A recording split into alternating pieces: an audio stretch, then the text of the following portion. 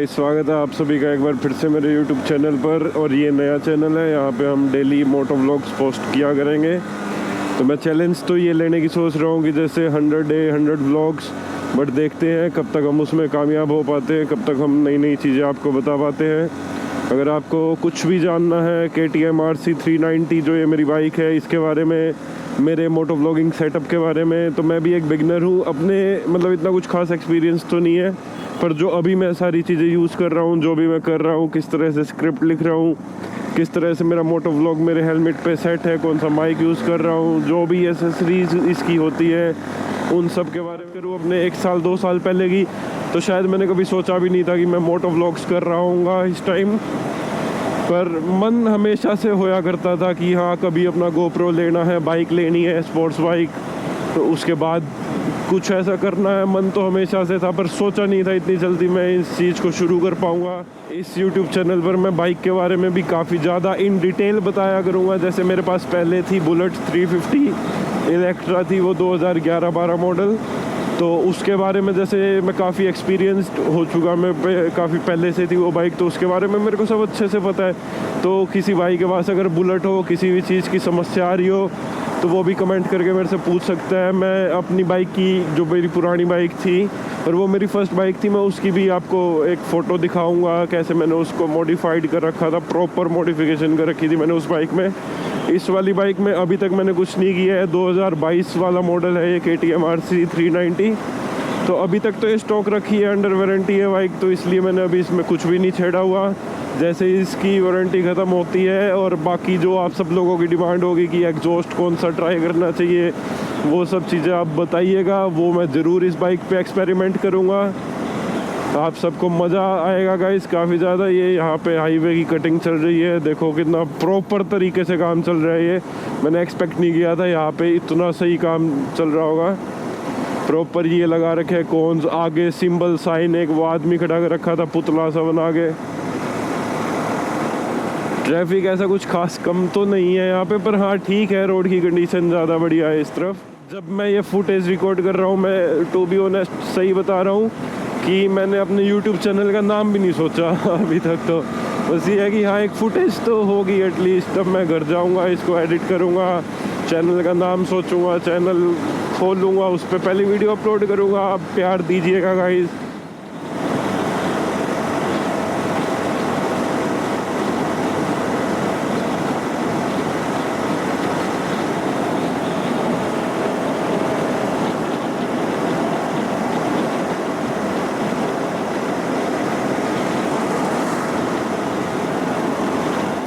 जैसे कई लोग मैंने देखे हैं, जैसे जब मैं बाइक भी अपनी देखने गया था, लेने गया था, तो कई लोग पूछते हैं क्विक शिफ्टर वगैरह के बारे में। क्विक शिफ्टर क्या होता है, क्या नहीं होता। क्विक शिफ्टर होता है गाइस, आपको क्लच दबाने की ज़रूरत नहीं। अब जैसे मेरी बाइक 6th गियर पे चल रही है, अब मैं अगर देखो आप मेरा हाथ में क्लच नहीं दबा रहा, और ये मेरी बाइक 5वें गियर पे होगी है चलते चलते, और ऐसे ही दोबारा देखना मैं क्लच नहीं दबाऊँगा और ये मेरी बाइक 6ठे गियर पर आ जाएगी। तो ये होता है क्विक शिफ्टर। इससे क्या होता है कि बार बार क्लच दबा के, अगर आप जैसे हाई परफॉर्मेंस चाहते हो तो बार बार क्लच दबाते हो, लॉन्च करते हो बाइक को, तो उसमें कुछ मिनी सेकंड्स का फ़र्क आ जाता है। ये उसको नहीं आने देता है। अभी मैं कोई लॉन्च वगैरह नहीं कर रहा हूँ, तो मेरी तो यही आदत है कि मैं क्लच दबा के ही करूँ। क्योंकि जो बाकी बाइक्स हैं, जैसे टूर वगैरह में जाता हूँ, तो मैं अपने भाई की हिमालयन लेके जाता हूँ या मीटियोर लेके जाता हूँ। और इस भाई को देखिए आप, इंडिकेटर तो दिया है पर एकदम इस लेन में आ चुके हैं ये। ठीक है, कोई रोड सेंस नहीं है, कोई नहीं। और इस लेन में आके भी ये स्पीड कम कर रहे हैं, तो हम क्या ही बोले इन जैसे लोगों को।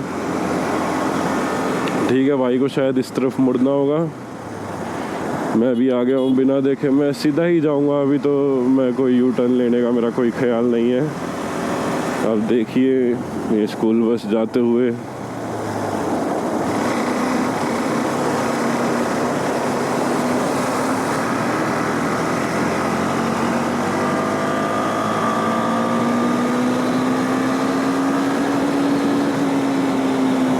और ये इस बाइक की मैं परफॉर्मेंस की बात बताऊं तो भाई उड़ती है बाइक। जिसको एक रश चाहिए होता है अपनी बाइक में, तो वो ये ले। यहाँ पे कुछ मीटिंग चल रही है बढ़िया अपने किसान भाइयों की। जिसको एक रश चाहिए होता है अपनी ड्राइविंग में, थोड़ी एक अलग सी किक मिले, वो इसको लीजिएगा गाइस, क्योंकि ये 4 लाख की बाइक आती है। इस प्राइस वेरिएंट में बहुत सारी बाइक्स हैं इंडिया में। मैं बताऊं तो बुलेट की बहुत सारी बाइक है, और यामाहा है, बजाज है, हर एक है इससे कम, इससे ज़्यादा। स्पोर्ट्स बाइक की शुरुआत मैं तो मानता हूँ R15 से हो जाती है, पर एक कह नहीं सकते उसको कि स्पोर्ट्स बाइक में काफ़ी कम पावर लगती है। मैंने चला रखी है काफ़ी बार वो अपने दोस्तों की, मेरे को तो काफ़ी कम पावर लगती है।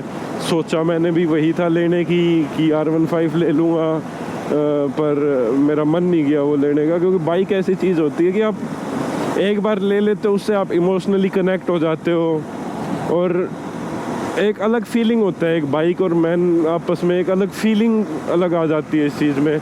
तो इस वजह से मेरे को उस बाइक में वो फील कभी आई नहीं। मैंने काफ़ी बार उसकी टेस्ट ड्राइव भी ली थी ये लेने से पहले।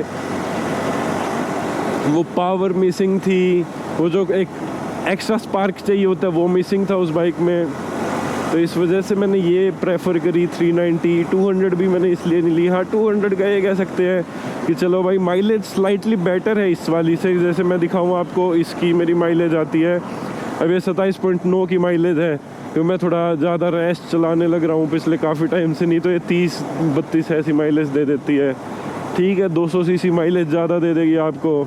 और स्पीड का मैं सही बताऊँ तो क्या 100 से 120 से ऊपर तो कोई नहीं जाता, चाहे आप 1200 सीसी की बाइक ले लो। हाँ, ऐसा है बीच बीच में आप रेस दे दोगे, चले जाओगे आप 150-200 में, पर नहीं इतना कोई नहीं जाता। और मैं ये मानता हूँ कि रूल्स रेगुलेशंस इनका भी ध्यान रखना चाहिए, सरकार ने कुछ सोच के ही बनाए हैं।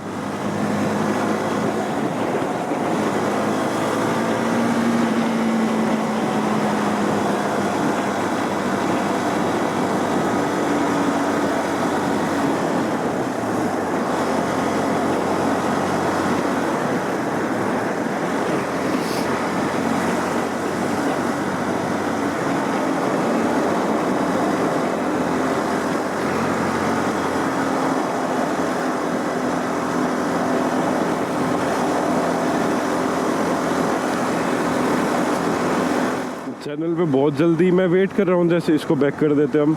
मैं वेट कर रहा हूँ जैसे एक बार ये वाला जो मेरी बाइक में फ्यूल है ये एक बार पूरा ख़त्म हो जाए, उसके बाद मैं बिल्कुल आप सभी के सामने, जैसे इस वाले की भी मैंने फुटेज रिकॉर्ड कर रखी है। जब मैंने ये डलवाया था, फ्यूल डलवाया था, तो वो भी फुटेज मैंने रिकॉर्ड कर रखी है। 800 कुछ का मैंने फ्यूल डलवाया था, किलोमीटर भी उसमें फुटेज में रिकॉर्ड हो गए होंगे। और जब ये फ्यूल ख़त्म होएगा, अब जैसे आप ड्राइविंग देख ही रही होगी मैं कैसी कर रहा हूँ, नॉर्मल कर रहा हूँ बिल्कुल ही। तो जब ये वाला मेरा फ्यूल ख़त्म होएगा तो मैं उस पर भी एक वीडियो बनाऊंगा कि बिल्कुल ही अगर हम एक मीटर के डाटा पे ना जाएं तो रियल लाइफ टेस्ट से क्या पता चलता है कि कितनी माइलेज दी है बाइक ने, वो भी बनाऊंगा। और इस फ्यूल के ख़त्म होने के बाद एक प्रॉपर ही ऐसी वीडियो बनाऊंगा कि जैसे 1 लीटर में कितनी चलती है बाइक। बिल्कुल हम फ्यूल को एम्प्टी कर देंगे, एक बोतल लेंगे 1 लीटर की पानी वाली, उसमें तेल भरवाएंगे और उसमें देखेंगे, उसको टैंक में डालेंगे, फिर देखेंगे कि कितना चलता है कितना नहीं चलता। और अभी तक मेरे हेलमेट का जो विंड फ्लो था वो ऑन था, अब मैं इसको ऑफ़ करके भी देख लेता हूँ क्या कुछ फ़र्क आ रहा है या नहीं आ रहा।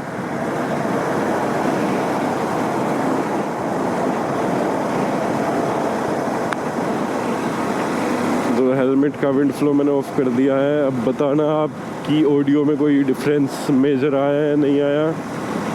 जैसे लोग पूछते हैं मेरे से, मोटो यार इस तरफ मौसम, मैं सही बता रहा हूँ, इस तरफ काफ़ी सही मौसम है। जैसे अब धूप नहीं है तो हवा और ठंडी हो चुकी है।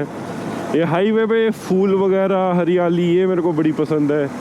ट्रैफिक तो है ऐसा कह सकते हैं, पर रोड की कंडीशन बढ़िया है यार, तो ट्रैफिक से क्या ही इतना फ़र्क पड़ता है। अब जैसे कई लोग मेरे से ये पूछते हैं कि मोटो व्लॉगिंग स्टार्ट कैसे करें। मेरे कई लोग तो क्या यार मेरा फ्रेंड सर्कल ही है कि भाई स्टार्ट तो करनी है, कैसे करें समझ नहीं आ रहा। भाई मैं सही बता रहा हूँ, मेरे को भी नहीं समझ आ रहा था।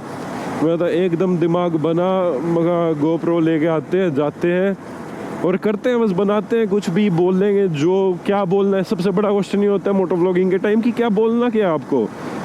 मेरे को खुद नहीं पता था, मैं सही बता रहा हूँ। आप अपना सेटअप बनाओ, आप अपने हेलमेट में माइक लगाओ और आप खुद से सोचोगे कि अनगिनत लोग आपको देखने लग रहे हैं। ये धूप आ गई है काफ़ी तेज़, आप खुद से सोचोगे, जो मेरे दिमाग में इस टाइम चल रहा है कि भाई काफ़ी ज़्यादा लोग मेरे को देखने लग रहे हैं, मैं उनको नॉलेज अपनी शेयर करूं, मैं उनसे बातें करूं, कनेक्ट करूं, तो उस वजह से हो जाता है। और ये बात ध्यान रखना, आप इस टाइम सिर्फ रिकॉर्ड कर रहे हो, ठीक है, कुछ गलत बोल दिया, कुछ नहीं बोला, भाई एडिटिंग में सब सही हो जाता है। अगर आप कुछ गलत भी बोल रहे हो तो आप उसको एडिट कर दो, निकल जाता है। कई बार स्लिप ऑफ टंग हो जाती है, कई बार ठीक है माइक क्वालिटी वो नहीं आ पाती, तो आप सिनेमैटिक्स डाल दो, आप एक नॉन कॉपीराइट म्यूज़िक डाउनलोड करो अपनी वीडियो के साथ, उसको अटैच कर दो, ख़त्म बात। लोग कहते हैं कि भाई गोप्रो लेना ज़रूरी है क्या? भाई गोप्रो लेना ज़रूरी तो नहीं है, पर आप ये देखिए कि हज़ारों लाखों मोटो व्लॉग्स हैं यूट्यूब पर। इंडिया के अपने भाई हैं, फ़ॉरेन के लोग हैं, चलो फ़ॉरेन वाले तो बहुत ही नेक्स्ट लेवल कुछ कर देते हैं, तो उतना तो हम अभी कंपेयर नहीं करेंगे उनसे।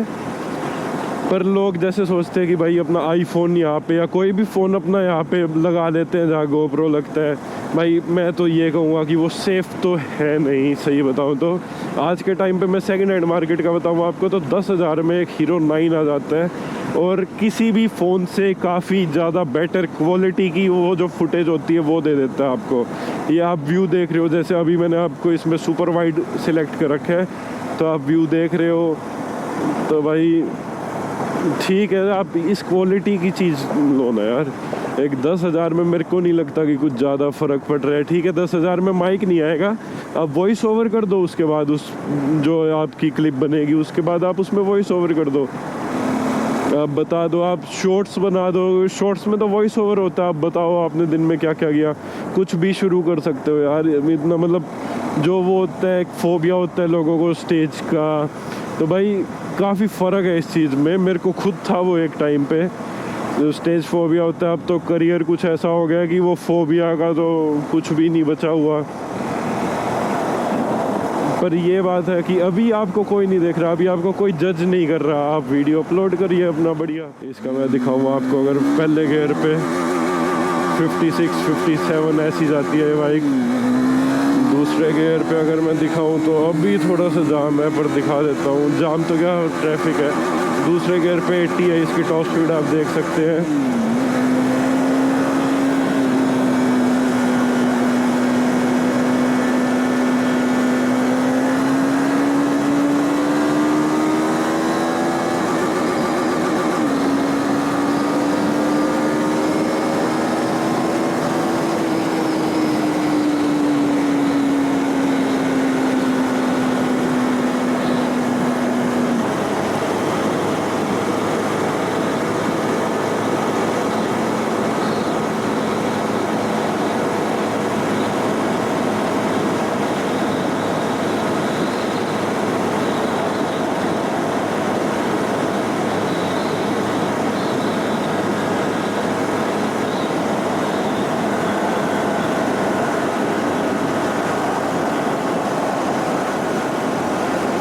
बस 120 125 से ऊपर नहीं गया मैं। चौथे गियर में आराम से 120 125 पहुंच गई थी ये बाइक। लग रहा था कि फोर्थ गियर की स्पीड 130 35 होगी, इससे ज़्यादा मैं प्रेफर भी नहीं करता जाना। ठीक है ये मशीन है भाई, ठीक है कितनी फीलिंग हमारी इसके साथ जुड़ी हो, पर है ये मशीन है, और हम लोगों में एक जान होती है जो निकल सकती है। मशीन तो चलो हो जाएगी, ठीक हो जाएगी, नहीं आ जाएगी, पर हमारी जान से ज़्यादा ज़रूरी तो कुछ नहीं है। तो इस वजह से तो मैं ज़्यादा तेज़ जाता नहीं हूँ।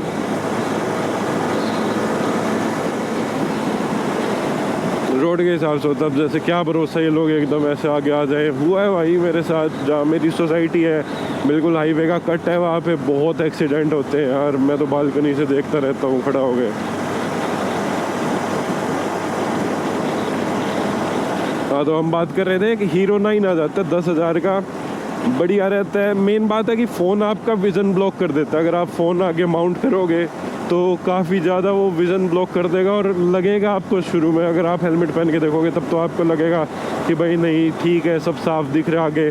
पर भाई जब ड्राइव करते हैं तो रोड कंडीशन का कुछ नहीं पता होता, कब क्या हो जाए कुछ नहीं पता होता। असली बात तो यही है, इसको चाहे कितना ही अनदेखा करते, पर एक रिस्क होता है, तो आप उस रिस्क में अपना थोड़ा सा भी और उसको बढ़ा नहीं सकते एक फ़ोन आगे लगा के।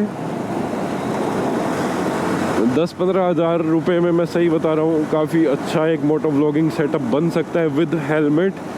और आप कहोगे तो मैं आपको अपना भी मोटो व्लॉगिंग सेटअप दिखाऊंगा कि मैंने कैसे क्या लगा रखा है।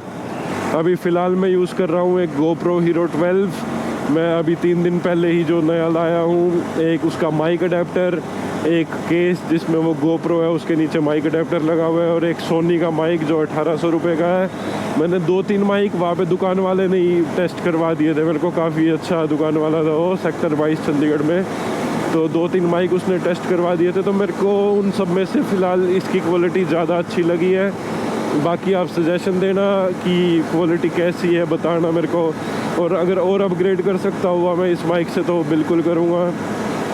कई मैंने रील्स देखी है जिसमें बताते हैं लोग 150 रुपये के अमेज़ोन से माइक मंगाते हैं, उनकी क्वालिटी भी अच्छी आती है। वो भी देखूँगा मैं मंगा के, सेम माइक्स अपने हेलमेट में फ़िट करूँगा, उनसे भी बनाऊँगा। तो आप जज करना, मैं साइड बाय साइड दोनों की लगा दूँगा, तो आप खुद ही जज करना। जनता से बड़ा जज वैसे भी कोई नहीं हो सकता है, स्पेशली हम जैसे लोगों के लिए जो व्लॉगिंग करते हैं, जिनके लिए उनकी जनता ही उनका सब कुछ होती है, कि भाई जनता को खुश करने के लिए अलग अलग कंटेंट लाते हैं, तो उनके लिए तो जनता ही भगवान है भाई।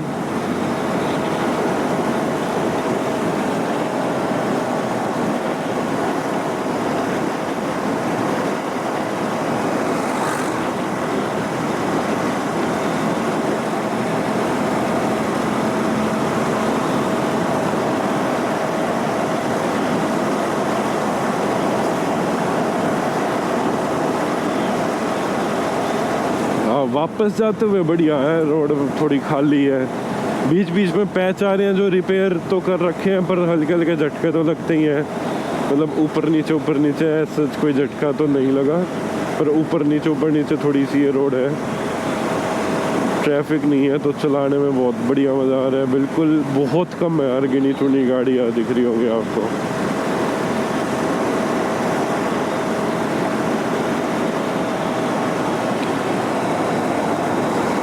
ये मेरे माइक की क्वालिटी है, और अगर मैं आपको माइक निकाल के दिखा दूँगा कि कैसी क्वालिटी आती है बिना माइक के अगर आप बनाओ। जैसे अभी मैंने हेलमेट की विंडशील्ड बंद कर रखी है, अब ये मैंने खोली है, और ये मैंने माइक अपना निकाल दिया है।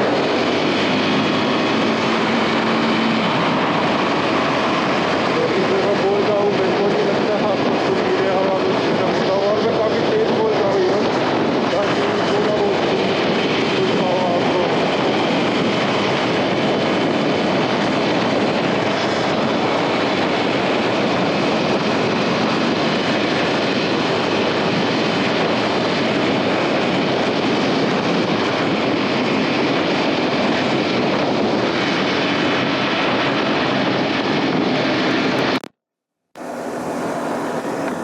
तो दोबारा से मैंने अपना माइक लगा लिया है। मतलब बिना माइक की आवाज़ तो बिल्कुल भी नहीं आ रही होगी, इतना तो मेरे को गारंटेड पता ही है। बस विंड आएगी, विंड भी जिसमें मैंने इस पे सेट कर रखा है कि विंड की नॉइस वो थोड़ी सी कम कर दे, उसके बाद भी सामने है विंड तो आएगी यार। बाइक की आवाज़ में भी थोड़ा बहुत चेंज आया होगा, बाकी देखूंगा, मेरे को खुद नहीं पता, क्योंकि बिना माइक के मैंने अभी तक अपना ये GoPro टेस्ट किया ही नहीं, साथ में ही ले आया था।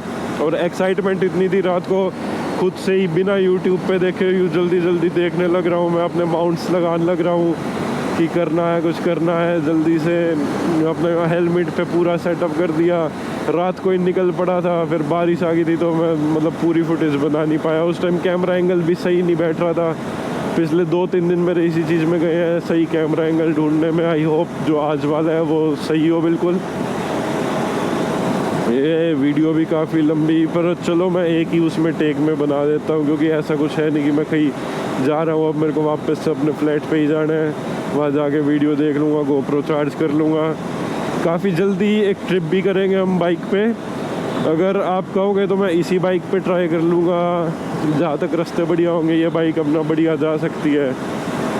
और अगर कहीं दूर का बनता है तो मैं अपने भाई की हिमालयन ले आऊँगा, फिर उस पर भी आपको दिखाऊँगा। हेलमेट का सेटअप मेरा सेम रहेगा, बस बाइक चेंज हो जाएगी, तो वो भी आपको दिखाऊँगा।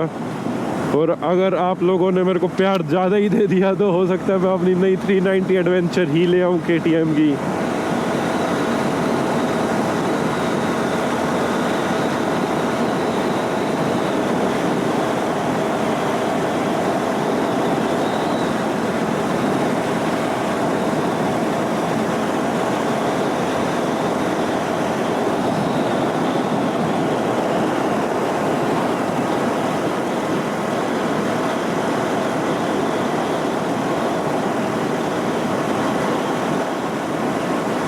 अगर टूरिंग की मैं बात करूं और टूरिंग के लिए अगर आप ये वाली बाइक देख रहे हो तो मैं ये कहूँगा जो इसका पुराना शेप था KTM का, उसमें तो इम्पॉसिबल हो जाती है हर 20-30 किलोमीटर के बाद, मतलब आपको ब्रेक लेनी पड़ती।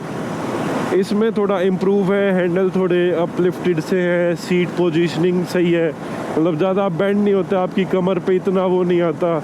और जैसे मेरे पे बुलेट 350 थी तो मेरा पर्सनल एक्सपीरियंस है, कहते हैं बुलेट 350 में हम जैसे बिल्कुल सीधी पोजीशन में बैठते थे तो बैक की एक वो अलाइनमेंट नहीं थी। अगर मैं सही से बात बताऊं तो 50-60 किलोमीटर पे हो जाता था, मेरी लोअर बैक में दर्द होने लग जाता था बुलेट 350 में। इसमें एज सच मेरे को दर्द नहीं होता, इसमें बस क्या होता है थोड़े हाथ ऐसे सुन्न होने लग जाते हैं। अगर मैं 30-40 किलोमीटर की बात करूँ तो हल्के हल्के, जैसे मैंने अभी हाथ छोड़ा रेस से, जैसे हाथ छोड़ के एक बार ऐसे कर लिया तो उतने में वो ठीक भी हो जाता है। और ऐसा कुछ नहीं है कि मेरी कमर पे थोड़ा बहुत भी कोई इशू आ रहा है या मेरे शोल्डर्स पे कोई वेट आ रहा है, नहीं, इसकी काफ़ी अच्छी पोजीशनिंग लगी। हाँ, मैं रिकमेंड तो यही करूँगा कि मतलब 50-60 किलोमीटर के बाद एक छोटा सा ब्रेक ले लो, रुक के पानी वगैरह पी लो, उसके बाद अपना फ्रेश होते चलो। क्योंकि असल में क्या बात होती है, जो डेस्टिनेशन होती है उससे ज़्यादा मज़ा आता है जो हम बाइक राइड करके जाते हैं। गाड़ी वाले लोग मेरे को नहीं लगता रिलेट कर पाएंगे, नहीं कर पाएंगे, पर बाइक वाले ज़रूर करेंगे। जो सफ़र का मज़ा होता है बाइक अपनी बाइक के साथ बढ़िया राइड करने का जो मज़ा होता है वो डेस्टिनेशन पे पहुंचने से ज़्यादा होता है यार। ये इस तरफ भी देख सकते हैं आप, कटाई चल रही है। हम चंडीगढ़ यूनिवर्सिटी के पास आ चुके हैं। आते टाइम इतना टाइम नहीं लगा हमें, आते वक्त इतना टाइम नहीं लगा हमें। चंडीगढ़ यूनिवर्सिटी के पास हम पहुंच चुके हैं। ये आ गया है बोर्ड चंडीगढ़ यूनिवर्सिटी 0 किलोमीटर। हमारे राइट साइड है चंडीगढ़ यूनिवर्सिटी। ऑटो ही ऑटो खड़े हैं, कैब खड़ी है, यहाँ से बच्चे ऑटो कैब में भर के जाते हैं। बच्चों की छुट्टियां होने ही लग रही है, बच्चों की छुट्टी, बच्चे बाहर निकलने लग रहे हैं। अब जैसे मैं हूँ 85 की स्पीड पे, वो मेरे आगे भाई जा रहे हैं, एक स्प्लेंडर है, कौन सी बाइक है वो, बिना हेलमेट के, वो उसकी स्पीड होगी 90 से तो ऊपर ही होगी यार, मेरे से आगे चलने लग रहा है वो। हेलमेट ज़रूरी होते हैं यार, आप देख सकते हैं अभी, अब तो चलो काफ़ी लोग यहाँ पे हेलमेट लगाने लग गए, स्टूडेंट्स वगैरह हैं, पर जैसे ये भाई है, चलो आगे वाले को पता है भाई चालान से बचने के लिए आगे वाले ने लगा लिया, पर पीछे वाले का भी तो सर में वही अकल होगी ना जो उसके लिए भी ज़रूरी होगा सर। तो ये हम आ चुके हैं वापस खरड़ की तरफ। तो आज के व्लॉग का मैं ये भी कर सकता हूँ कि सीयू से आगे क्या है क्या नहीं है। मेरे को तो इतना कुछ खास नहीं दिखा, जैसे मैंने सुना था बीच में KFC वगैरह आए थे, पर यहाँ यार खरड़ में भी है। आप ये कुराली वाले हाईवे की तरफ जाओगे तो बड़ी आउटलेट्स हैं, हर एक चीज़ है वहाँ पे। तो मिलते हैं गाइस आपसे अपने अगले व्लॉग में। बने रहिए चैनल के साथ, सजेशन दीजिए क्या चेंज करना चाहिए क्या नहीं करना चाहिए। थोड़ी स्टोरी लाइन पे और इम्प्रूव करूँगा मैं, थोड़ी स्पीकिंग पे और इम्प्रूव करूँगा मैं। बाकी ऑडियो क्वालिटी, वीडियो क्वालिटी, इस बारे में बताइए। इस तरफ और थोड़े नए आउटलेट्स खुलने लग रहे हैं यहाँ पे। ठीक है गाइस, सब्सक्राइब कीजिए चैनल को। मिलते हैं आपसे अगली वीडियो में काफ़ी जल्दी।